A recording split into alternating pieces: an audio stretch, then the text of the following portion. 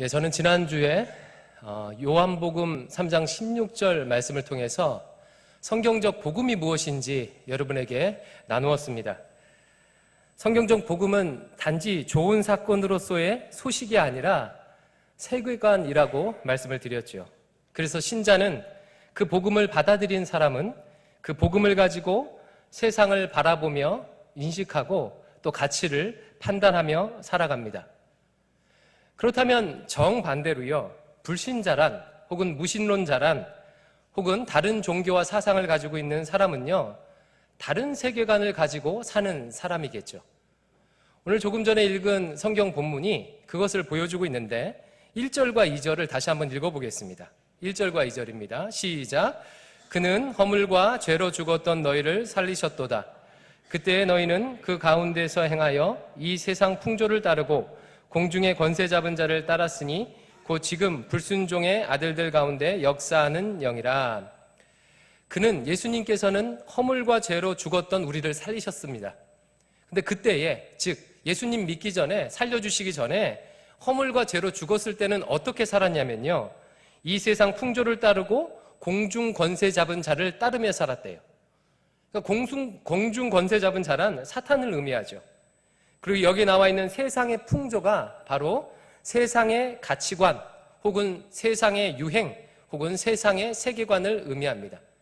그러니까 예수님을 믿기 전과 믿은 후 가장 큰 변화가 있다면 그 중에 한 가지가 뭐예요? 바로 세계관의 변화입니다. 과거 예수님 믿기 전에는 세상의 풍조, 세상의 세계관을 가지고 살다가 예수님을 믿고서는 복음을 통해 세상을 보게 된다는 것이죠. 뿐만 아니라 성화의 과정을 통해서 복음을 더 깊이 알아갈수록 이 복음적 세계관이 우리 안에 더 자리 잡게 되는 것입니다. 그렇다면요, 이것을 기준으로 진짜로 이 사람이 예수님을 영접했는지, 신앙이 있는지 없는지 우리는 어떻게 알 수가 있습니까? 바로 그의 세계관의 변화를 통해서 알 수 있습니다. 만약에 어떤 사람이 예수님을 믿는다고 하면서도 예수님을 영접했다고 하면서도 여전히 영원한 것에 가치를 두지 않고 이 땅의 것에 가치를 둔 상태에서, 즉 썩어질 것에 가치를 두는 가치관을 가진 상태에서 세계관이 변하지 않은 상태에서 살아가고 있다면 사실은요, 그는 교회는 다니고 있지만 종교 생활하는 것이라고 생각할 수가 있습니다. 알라딘의 요술램프에 나오는 지니 대신 예수님을 대체하는 것일 뿐이죠. 이럴 때 우리는 이와 같은 믿음을 기복주의라고 얘기합니다. 그리고 많은 사람들이 하나님은 나의 성공을 위한 수단으로 그렇게 여기며 종교 생활을 하는 경우도 많이 보게 됩니다. 아마 괴물 같은 기독교인이 나오는 이유도 여기에 있을 것 같아요. 복음으로 세계관이 변화된 것이 아니라 자신이 원래 가지고 있던 세상 풍조를 강화하는데, 그것을 지키는데 성경의 복음을 사용하는 그런 경우입니다. 요즘 정치 뉴스에서 얼마나 많이 그것을 봅니까? 자신이 가진 정치적 신념을 위해서 복음을 사용하고 하나님의 이름을 파는 가라지들이 정말 많이 있습니다. 따라서요, 우리가 참된 신자가 되기 위해서는, 온전한 성화를 위해서는 두 가지가 반드시 필요합니다. 첫 번째는 뭐예요? 성경적 복음이 말하는 세계관이 무엇인지를 분명하게 아는 거예요. 두 번째는 무엇입니까? 세상 풍조, 우리를 유혹하고 우리가 예수님 믿기 전에 따랐던 세상 풍조가 어떤 것인지를, 그것을 또 분별할 수 있어야 돼요. 그래서 로마서 12장 1절과 2절은 이렇게 말합니다. 로마서 12장 1절과 2절입니다. 같이 한번 읽어보겠습니다. 시작. 그러므로 형제들아, 내가 하나님의 모든 자비하심으로 너희를 권하노니 너희 몸을 하나님이 기뻐하시는 거룩한 산 제물로 드리라. 이는 너희가 드릴 영적 예배니라. 여기까지요. 하나님께서 우리에게 합당한 예배, 논리적인 예배를 드리라고 하는데, 그런 예배가 어떤 예배예요? 우리 몸을 살아있는 제물로 드리래요. 다시 말하면 우리 전 삶을 하나님께 드리는 예배를 받으신대요. 근데 이 예배를 드리기 위해서는 우리에게 뭐가 필요하냐면 2절입니다. 같이 읽어볼게요. 시작. 너희는 이 세대를 본받지 말고 오직 마음을 새롭게 함으로 변화를 받아 하나님의 선하시고 기뻐하시고 온전하신 뜻이 무엇인지 분별하도록 하라. 뭘 해야 우리 몸을 거룩한 산 제물로 드릴 수 있냐면요, 하나님의 선하시고 기뻐하시고 온전하신 뜻이 무엇인지, 즉 성경적 복음이 무엇인지를 알아야 되고요. 또 하나, 세상의 풍조가 무엇인지, 즉 이 세대를 본받지 말아야 하는 것입니다. 그래서 이것을 위해서 저는 지난주 성경적 복음이 무엇인지를 요한복음 3장 16절을 통해서 여러분에게 말씀드렸어요. 그리고 오늘은 세상 풍조가 무엇인지를 여러분에게 이야기 나누려고 합니다. 근데 사실 이것은 이 짧은 시간에 다 나누는 것은 불가능하죠. 이 짧은 시간에 인류 역사 안에 있었던 수많은 세계관들을 다 다루는 것은요, 불가능한 일입니다. 그래서 제가 굉장히 고민했어요. 이것을 몇 주 걸쳐서 할까 고민하다가 제게 남은 시간이 별로 없어서요, 한 번에 하자. 대신 좀 핵심적인 것들을 좀 나누자라고 결정을 했습니다. 그래서 이 세상 풍조, 그동안 역사 가운데 있었던 세상 풍조를 제가 크게 두 가지 종류로 구분했습니다. 물론 제 자기적인 구분이기 때문에 약간 부족한 부분이 많이 있겠죠. 하지만 학자들도 동의하리라고 생각해요. 그렇지만 또 한편으로 나이브한 구분이기 때문에 부족한 부분들이 있는데요. 이 시간에 여러분들이 개괄하는 차원에서 이것을 인식하는 데는 부족함 없다는 생각이 듭니다. 자, 인류 역사 가운데 있었던 여러 가지 세계관들, 세상 풍조를요, 크게 두 종류의 카테고리로 나눠볼 수 있을 것 같아요. 첫 번째는 어떤 종류냐면 눈에 보이지 않는 신들이 있음을 믿는 세계관이에요. 눈에 보이지 않는 신들이 있음을 믿는 세계관. 이와 같은 세계관은 근대 이전 인간의 샤먼의 역사 안에서 편만한 세계관이죠.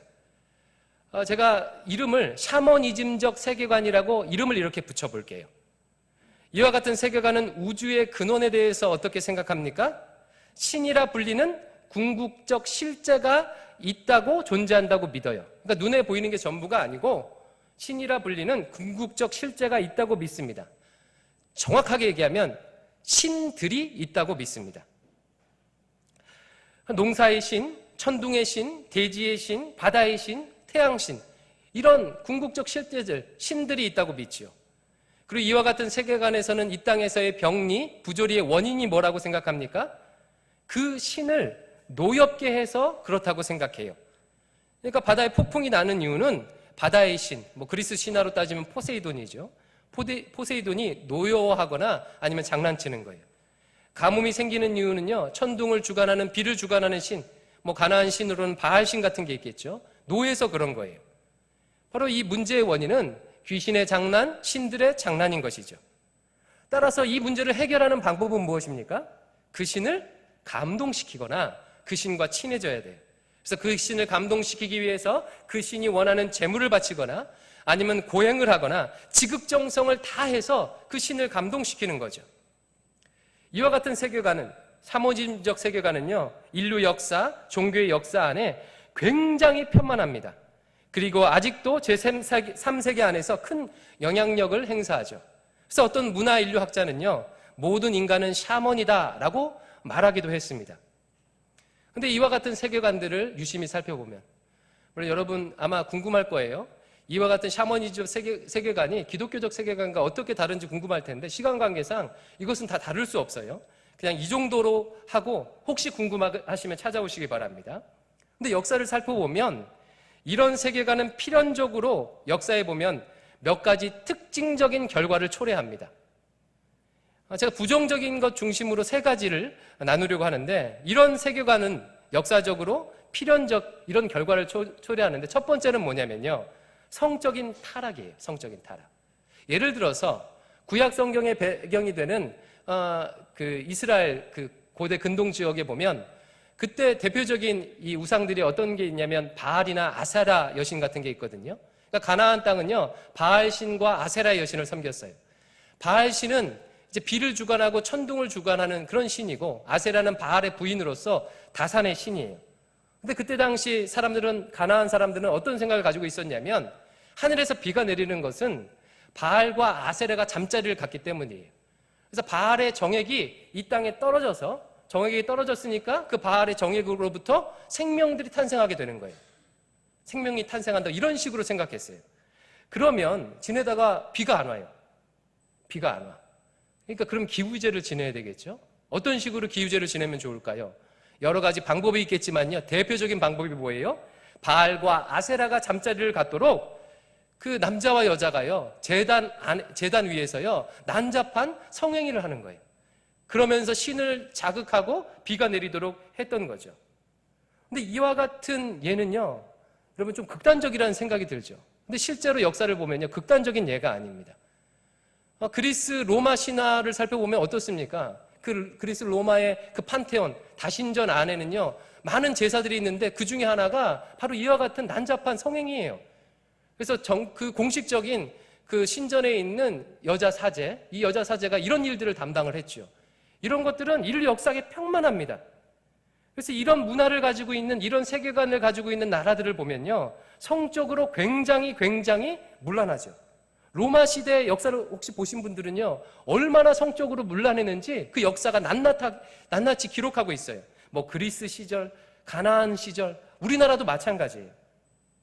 동성애, 근친 상간들이요, 아주 편만했습니다. 온갖 성적 타락이 이와 같은 세계관의 결과로 나타나죠. 뿐만 아니라 두 번째로요, 생명 경시 현상도 나타나요. 지금처럼 예전에는 피임이 발달하지 않았죠.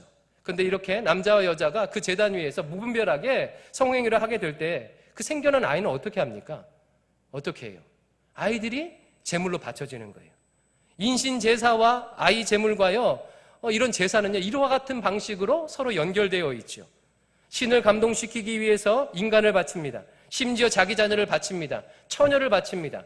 생명을 경시하는 일들이 많이 나타나게 됩니다. 그 세 번째로는요, 불평등한 사회 구조를 만들어냈어요. 샤먼의 신들은요, 계급을 가지고 있습니다. 이건 동서양 동일해요. 따라서 인간의 계급도 당연하죠. 여성과 남성을 차별하고 왕족, 귀족, 평민, 노비가 너무나도 당연한 거예요. 신들도 계급이 있는데요. 여러분 지금 21세기에 태어난 것을요, 여러분 정말 감사하게 생각하십시오. 만약 130년 전에만 태어났어도 어때요? 내 부모가 노비거나 내 부모가 백정이면요, 나는 백정으로 노비로 평생을 그렇게 살아야 합니다. 저는 예전 역사를 보면서 굉장히 궁금했어요. 그 노예제가 오랫동안 존속됐잖아요. 노예제가 없어진 지가 지금 300년이 안 됐어요. 우리나라도 그 노예제가 청산된 이유가 갑신정변 이후로 얼마 안 됐습니다. 그러니까 진짜 수천 년 동안 노예제가 있었는데, 근데 사회 구조를 보면 노예 숫자가 많아요? 귀족 숫자가 많아요? 노예 숫자가 압도적으로 많아요. 근데 어떻게 이와 같은 불평등이 오랫동안 지속될 수 있었을까? 그 이유가 뭡니까? 바로 이런 세계관인 거예요. 이런 세계관. 그 차별이, 인간의 계급이 있다는 것이, 출신에 따라 계급이 있다는 것이 너무나도 당연한 거예요. 신이 정해준 거예요. 그와 같은 세계관이니까 이걸 바꿀 생각을 아예 하지 못했던 거죠. 이런 세계관 안에서 부와 건강, 전쟁의 승리, 이런 것들은 신이 주신 것입니다. 따라서 신이 주신 부는 정당화되고 신이 주신 권력은 정당화돼요. 지배가 정당화됩니다. 가진 자를 정당화하는 세계관이 될 수밖에 없죠. 이런 다신교적 세계관, 샤머니즘적 세계관에서는요, 인간의 차별이 당연하게 나타나게 됩니다. 이것이 인류 역사 안에 있었던 세상의 풍조, 첫 번째 유형이에요. 샤머니즘적 세계관. 근데 두 번째 유형은 뭐냐면요, 참 아이러니하게도요, 샤머니즘적 세계관과 정반대입니다. 샤머니즘적 세계관은요, 눈에 보이지 않는 신들이 존재한다, 궁극적 실제가 있다고 믿는 세계관인 반면에, 두 번째 세상 풍조는요, 눈에 보이는 것이 전부다라고 하는 세계관이에요. 제가 편의상 이와 같은 세계관을 통칭해서 자연주의적 세계관이라고 이름 붙이겠어요. 눈에 보이는 것, 즉 자연이 전부다라는 그런 세계관이에요. 진리라든가 초월자라든가 영적인 세계를 부정하죠. 따라서 절대적 진리는 없고요, 신 따위는 존재하지 않습니다. 유물론을 기반으로 한 사상들이 다 대부분 여기에 속하겠죠. 모더니즘이나 아니면 포스트 모더니즘이나 현대사회, 우리 지금 한국사회 21세기 살고 있는데, 이런 유물론적인 자연주의적인 세계관이 지금 이 시대를 지배하고 있지 않습니까? 따라서 자연주의적 세계관 안에서는요, 종교는 민중의 아편입니다. 지배계급이 피지계급을 압제하기 위한 수단이죠. 혹은 두려움을 극복하기 위해서 인간들이 만들어낸 정신의 산물이 종교일 뿐인 것입니다. 그러면 눈에 보이는 것이 전부라고 생각한다면 뭐가 중요할까요? 당연히 이와 같은 세계관은요, 절대적 진리나 이런 게 없어요. 눈에 보이는 게 전부예요. 따라서 내가 보는 것, 내가 느끼는 것이 사실이고 그것이 실제이고, 따라서 내게 좋은 것이 가장 좋은 것입니다. 파편화된 개인, 이 땅에서의 개인의 욕망, 개인의 생존이 가장 중요하죠. 옳고 그름은 누가 판단해요? 내가 판단해요. 내가 판단해요. 나의 유익과 편리가 기준이 되는 것입니다. 물론 자연주의적 세계관 안에서도 윤리와 도덕이 있어요. 하지만 윤리와 도덕이 필요한 이유는 개인의 생존을 위해 서로 해치지 않기 위해 필요한 거죠. 윤리나 도덕을 신이나 절대 진리로부터 윤리나 도덕이 주어진 것이 아니라 인간의 합의로 만들어진 것일 뿐인 거예요. 이와 같은 자연주의적 세계관 안에서는 우주의 기원을 어떻게 볼까요? 우주의 기원은 물질이에요. 인간은 우연하게 생겨난 존재가 되는 것입니다. 그러면 이와 같은 자연주의적 세계관 안에서 문제의 원인, 부조리, 병리의 원인은 뭐라고 생각할까요? 한번 생각해 보세요. 내가 느끼고 그리고 내가 보는 것이 사실이고 나의 유익과 편리가 기준이 돼요. 옳고 그러면 내가 결정을 해요. 내 생각, 내 느낌이 중요해요. 생각대로 해. 이게 중요해요. 그러면 부조리, 문제는 뭐예요? 이와 같은 나의 생각을 인간을 억압하는 거예요. 억압하는 거. 인간을 억압하는 거. 대표적으로 종교가 있고, 대표적으로 국가 권력이 있고, 대표적으로 수많은 제도들이 있겠죠. 개인의 자유를 억압하는 종교라든가 국가 권력 이 제도들이 문제의 원인인 거예요. 그럼 이것을 해결하려면 어떻게 해야 되겠죠? 이 모든 억압을 걷어내야 합니다. 인간의 자유를, 생각을 억압하는 모든 종교적 권위, 국가적 권위 이런 것들을 없애버려야 되는 거죠. 제가 아주 짧게 지금 두 가지 세계관을 얘기하고 있는데요. 그러면 이 자연주의적 세계관이 역사 가운데 이 자연주의적 세계관을 따라 살아갈 때 나타나는 자연적인 결과는 무엇일까요? 어떤 삶의 양태가 이 땅에 나타날까요? 공교롭게도요, 샤머니즘적 세계관의 결과와 동일합니다. 비슷해요. 역사를 살펴보면 그래요. 첫 번째는 성적인 타락이에요. 여러분, 절대적인 윤리나 도덕이 없습니다. 내가 원하는 것이 중요하고 내 쾌락이 중요하고 내가 느끼는 것이 중요해요. 내 결정이 중요해요. 그렇다면 아직 결혼하지 않았지만 서로 성인 남녀가 합의해서 서로 원해서 잠자리를 가졌어요. 문제가 돼야 안 돼요? 하나도 안 돼요. 서로 합의해서 내가 원해서 했다는데요. 부인이 있고 남편이 있어요.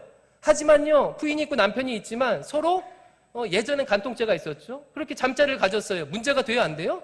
안 돼요. 왜요? 내가 원해서 했다는데요. 뭐가 문제가 되는 것입니까? 내가 원하고 내가 그렇게 타고났다면 동성애가 그리고 결혼 동성애나 그리고 이런 성적 타락이 간통하는 것이 아무런 문제가 되지 않는 거예요. 성적인 타락이 자연스럽게 나타나게 되는 거죠.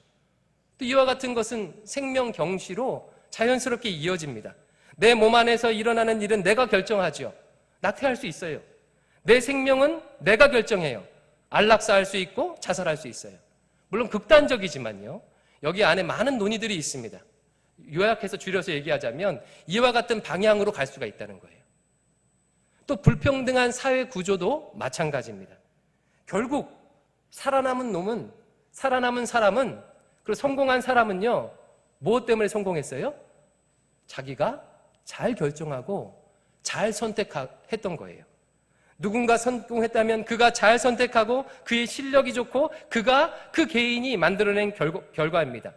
역사는 승자의 역사인 거죠. 따라서 이 경쟁에서 이기는 것이 무엇보다 중요해요. 그래서 내 개인의 생각 이런 것들을 존중하는 이 자연주의적 세계관이 그냥 얼핏 들으면 개인의 안녕을 존중할 것 같고 민주주의가 그 이념 안에서 꽃피울 것 같지만 역사 가운데서는 사실 그렇지 않습니다.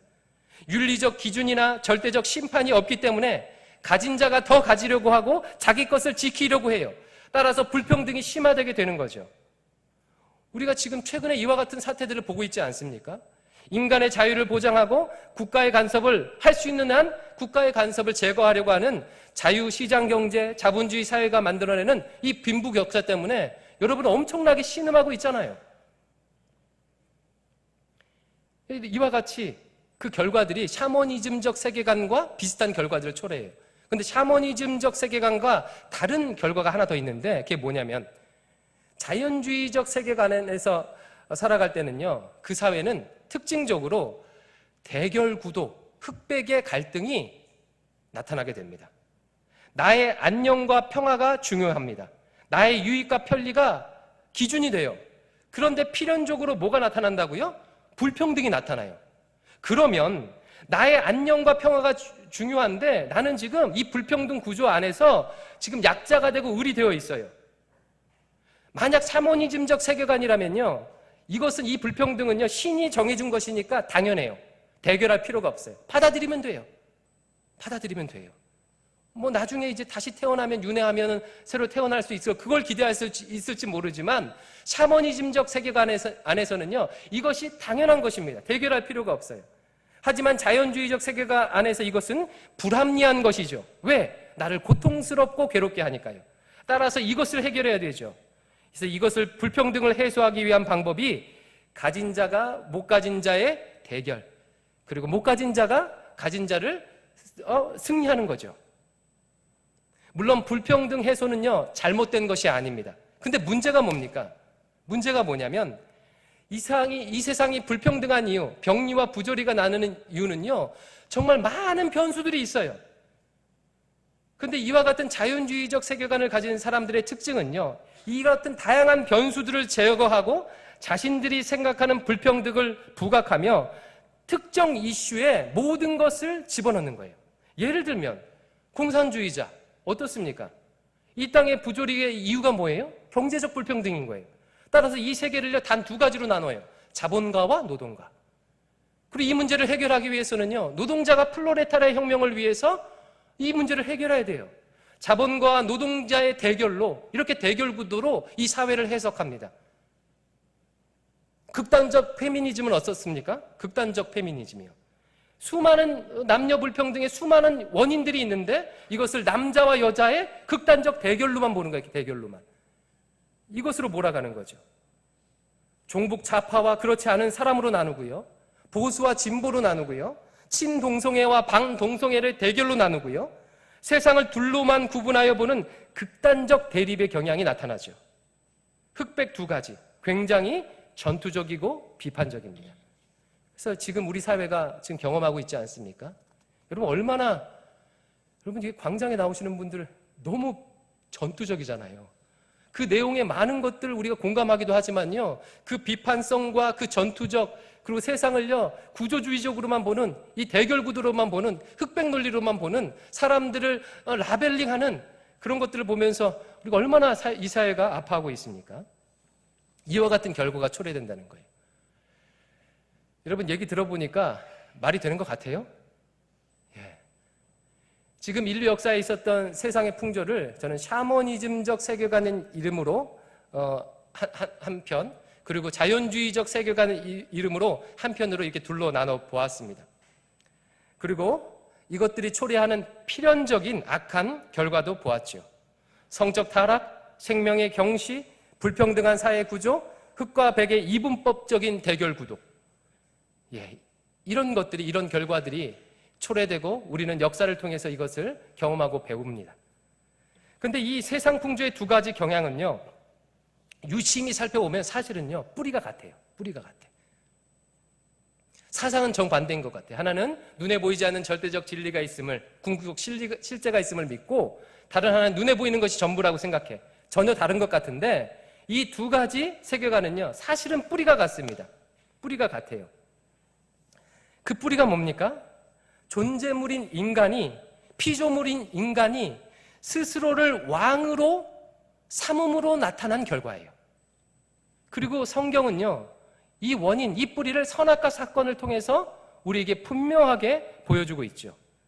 하나님께서 아담과 하와를 창조하시고 그들에게 이렇게 명령하십니다. 여러분 기억하시죠? 뭐라고 하셨냐면, 동산에 있는, 에덴 동산에 있는 모든 나무의 실과는 다 먹을 수 있다. 하지만 동산 중앙에 있는 선악을 알게 하는 나무의 실과는 먹지 못한다 라고 얘기해 주었어요. 이제 이 의미를 해석해 봅시다. 이게 무슨 의미예요? 인간은요 하나님 안에서 모든 것을 누릴 수 있는 특권이 있다는 거예요. 하나님 안에서 이 동산에 있는 모든 실과를 누릴 수 있는 자유가 인간 안에 있다는 거예요. 근데 이 자유, 이 축복이 있을 뿐만 아니라 또 한편으로는 뭐도 있다는 거예요? 동산 중앙에 있는 선악을 알게 하는 나무의 실과는 먹지 말라. 한계, 경계가 있다는 거예요. 경계가. 그리고 이와 같이 한계와 경계가 있을 때, 하나님께서 주시는 한계와 경계가 있을 때 참으로 자유를 누리며 살 수 있다는 거예요. 이것이 하나님께서 인생에게 부여하신 창조의 질서예요. 근데 이렇게 말하면 여러분들이 아마 좀 거부감이 들 수도 있어요. 무슨 단어 때문에 그러죠? 한계, 경계.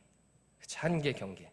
한계의 경계라는 단어는 지금 포스트 모더니즘 시대에서는요, 이게 좋지 않은 단어예요. 우리는 한계를 초월하고 경계를 뛰어넘어야 되니까요. 그러니까 이런 단어들 때문에 부정적으로 생각해요.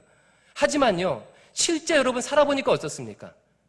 내가 살아보니까 이게 자유의 핵심이에요. 한계와 경계가요. 자유의 핵심입니다.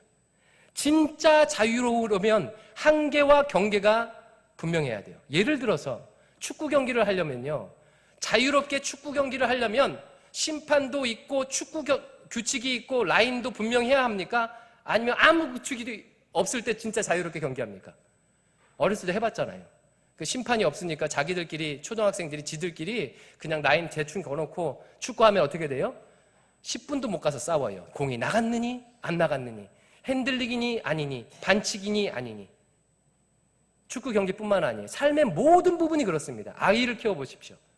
아이를 그냥 자유롭게 한계와 경계를 설정하지 않고 그냥 막 자유롭게 키우면 아이가 올바른 인격을 가지고 클 것 같지만 아이는 불안에 떱니다. 그래서 유아교육이나 어린이 아이들 교육 배우신 분들은요, 부모가 일관성 있게 확실히 경계와 한계를 지어줄 때 아이는 그 안에서 자유롭게 놀아요. 이것이 인간 자유의 핵심이에요. 핵심입니다.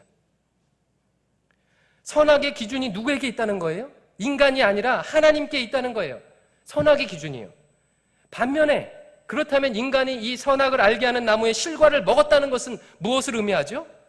이제는 하나님의 질서, 하나님이 세우신 선악의 기준이 아니라 내가 스스로 선악을 결정하겠다는 거예요. 축구 경기 규칙 따위는 중요하지 않아요. 내가 경기하면서 내 마음대로 규칙을 정하면서 파울인지 아닌지를 정하면서 살겠다는 거예요. 다른 말로 하면 이제 하나님이 아니라 내가 내 인생의 왕이 되겠다고 하는 것입니다. 바로 이것이 성경이 말하고 있는 인간의 부조리, 병리의 원인이에요. 따라서 왕된 나를 충족시키기 위해, 왕된 나를 충족시키기 위해 수많은 우상들을 만들어내죠. 내가 농사 지으면 농사를 통해서 많은 곡식을 거두기 위해서 농사의 신을 만들고, 내가 물고기를 잡으면 물고기를 많이 벌기 위해서, 많이 잡기 위해서 바다의 신을 만들고, 왕된 나를 충족시키기 위해서 수많은 우상들을 만드는 거예요. 뿐만 아니죠. 왕된 나의 결정, 내게 좋은 것이 좋고 나쁜 것이 나쁘게 되는 것입니다. 왕된 나의 결정이 중요한 거예요. 내 생각이 중요한 거예요. 내가 싫다는데요. 결국 세상의 풍조는 왕이신 하나님을, 존재의 근원 되신 하나님을 거부하고 인간 스스로가 왕이 되려는 타락에서 기인합니다. 그리고 이것을 성경은 한 단어로 죄라고 말하죠. 이와 같은 죄악 가운데 있기에 인간은 고통하며 성적으로 타락하고 생명을 잃어버리게 되고 불평등과 대결과 대립, 전쟁을 겪으면서 살아간다고 성경이 보여주고 우리는 역사에서 뚜렷하게 분명하게 경험하고 있습니다. 그럼 마지막으로요, 우리는 이와 같은 세상의 풍조 가운데서 어떻게 살아야 합니까? 어떻게 살아야 해요? 복음적인 가치관, 세계관을 가지고 어떻게 이 세상의 풍조를 이겨내면서 살 수 있을까요? 여러분, 세계관이 형성되는 과정을 보면 그 해답을, 우리가 어떤 그 해결의 단초를 찾을 수 있는데, 세계관은 어떻게 형성될까요? 세계관은요, 보거나 듣는 데서 형성돼요. 내가 어떤 좋은 강의를 듣거나 어떤 문화를 봤어요. 그걸 보고 들었더니 내 생각이 바뀌어. 생각이 바뀌어서 이제 집에 가서 그 바뀐 생각대로 실천하게 됩니다. 근데 그 실천이 쌓여서 그것이 습관이 돼요. 근데 이와 같은 세계관으로 변화된 습관을 가지고 살아가는 사람들이 나뿐만이 아니라 한 사람, 두 사람, 세 사람 더 많아져요. 그런 습관을 같은 세계관을 가지고 같은 습관을 가진 사람들이 많아지면 문화가 형성되죠. 그리고 그 문화가 만들어내는 것을 보고 듣고 사람들은 그와 같은 세계관을 가지고 계속적으로 그와 같은 세계관의 문화를 만들어내죠. 여러분, 그래서요, 세계관에 따라서요, 문화가 다릅니다. 모든 문화는 세계관을 반영해요. 중세시대 어때요? 중세시대. 유럽 여행 가보신 분들은요, 중세 마을에 가장 높은 건물은 뭐죠? 가장 중앙에 있는 건물은 교회예요. 높은 교회. 아주 고딕 양식에서 그 신적 권위를 종교적 권위를 나타내기 위해서 교회가 마을의 중간에 있어요. 근데 요즘 시대예요. 21세기 지금 가장 높은 건물은 뭐죠? 교회 건물이 아니에요. 기업의 건물이에요. 뭐가 중요하다는 거예요? 기업, 사업이 중요하죠. 예전에는 모르는 사람을 만났을 때는요, 뭐라고 호칭을 불려야 될지 모르니까 뭐라고 불렀어요? 이 선생님, 박 선생님이라고 불렀어요.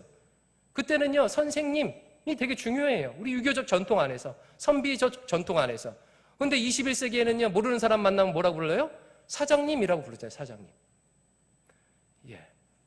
문화는요, 세계관을 반영합니다. 얼마 전에 겨울왕국2가 개봉됐는데, 여러분, 겨울왕국 결말 아시죠? 결말. 1편 결말. 안나와 엘사가 이제 그 문제를 해결하는 방법이 뭐였습니까? 과거 백설공주 신데렐라 있었을 때는요, 백마탄 왕자를 만나야 해결돼요. 백마탄 왕자가 뽀뽀를 해줘야 잠에서 깨어나고요. 그렇게 됩니다. 근데 겨울왕국의 엘사와 안나는 어떻게 하죠? 남자가 상관없어요. 왕자가 상관없어요. 오히려 왕자는 나쁜 놈이잖아요. 자매의 사랑을 통해서 그것을 해결해요. 뭘 반영하죠? 이 시대의 세계관을 문화가 반영하는 거예요. 그리고 우리 아이들은 이와 같은 문화를, 이와 같은 영향을 받으면서 커나가고 그런 세계관을 자연스럽게 흡수하게 되는 거죠.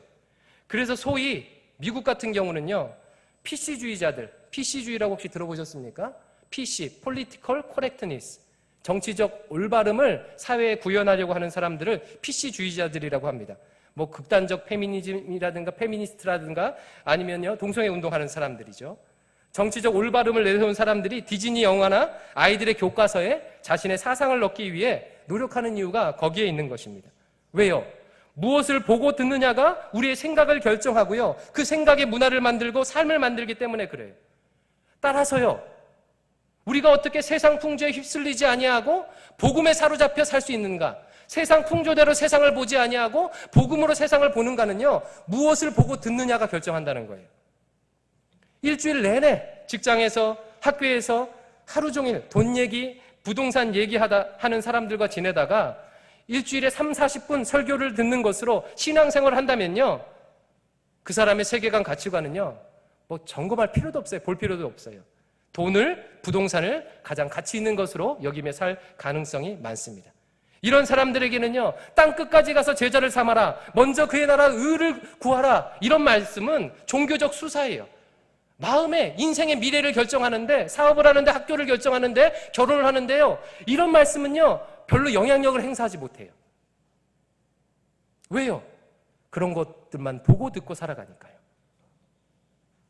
따라서 우리가 복음에 사로잡혀서 복음적인 세계관을 가지고 세상 풍조에 요동하지 않고 살려고 한다면 매일매일 내가 무엇을 보고 들을 것인지를 여러분 결정하셔야 돼요. 여러분이 보고 듣는 것이 우리의 인생을 만듭니다. 여러분이 매일매일 보고 듣는 것이 여러분의 삶을 결정합니다.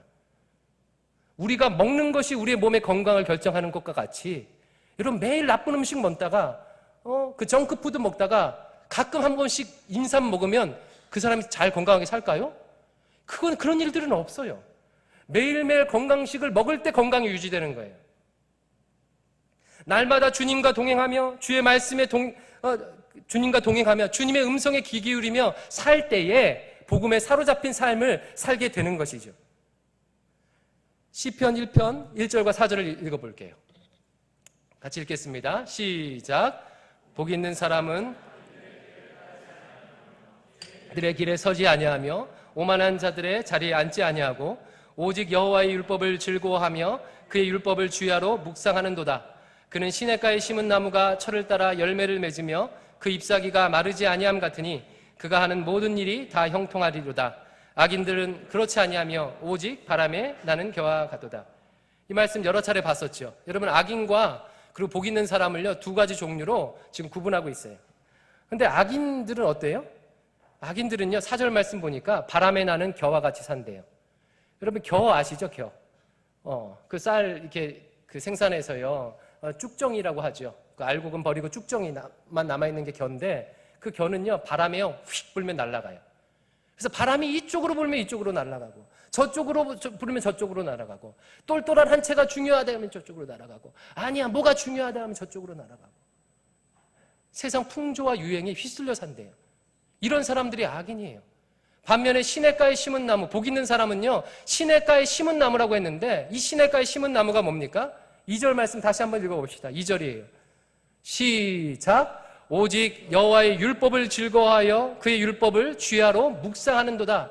하나님의 말씀을 즐거워하여 하나님의 말씀을 매일매일 보고 듣고 주야로 그 말씀을 묵상하면서, 마치 나무가 시냇가에 뿌리를 내리고 시냇가로부터 나오는 그 물을, 생명수를 먹고 철을 따라 열매를 내며 잎사귀가 마르지 않고 항상 푸르르며 모든 일이 형통한 것처럼, 하나님의 말씀을 자양분 삼아서 매일매일 그 말씀을 묵상하며 살아갈 때 바람에 나는 겨와 같이 살지 아니하고 세상 풍조에 요동치 아니하고 정말로 복음에 사로잡힌 삶을 살 수 있다는 거예요. 그러니까 여러분, 애매하게 생각하지 마세요. 자기 자신에 대해서 영적 상태를 솔직해지셔야 돼요. 솔직해지셔야 돼요. 지금 내가 복음에 사로잡혀 있지 않고 살아가는데, 사로잡혀 있는 교회에 오는 것만으로 복음에 사로잡혀 있다고 생각하지 마십시오. 내가 주를 깨끗한 마음으로 부르는 자들과 의와 믿음과 사랑과 화평을 따르지 않고 있다면 내 정욕을 쫓아서 사는 거예요. 내가 하루 종일 돈 얘기를요 10번 이상 한다면요, 지금 나는 그것을 가치 있게 여기며 사는 거예요. 그러니까 애매하게 생각하지 마세요. 자기를 어떤 이유로도 합리하지 마시고 솔직하게 생각해 보세요. 진짜로 하나님의 말씀이, 땅끝까지 가서 제자 삼으라는 주님의 말씀이 내 가슴에, 내 미래에, 내 비전에 어떤 의미가 있는지, 서로 돌아봐 사랑과 선행을 격려하고 내가 너희를 사랑한 것처럼 서로 사랑하라는 이 말씀이 지금 내 삶에 어떻게 느껴지고 있는지요. 진짜로 솔직하게 보십시오. 그리고 이 말씀 앞에 여러분 뿌리를 깊이 내시기 바라요. 그러면 약속한 대로 철을 따라 열매를 맺습니다. 철을 따라 열매를 맺어요. 하나님께서 여러분의 인생을 우리의 인생을 선하게 인도하실 거예요. 그러니까 이런 사람은 미래를 걱정할 필요가 없어요. 왜? 하나님이 알아서 때되게 가게 하시니까요. 가게 하시니까요. 이와 같은 은혜가 우리 모두에 있기를 주의 이름으로 축원합니다.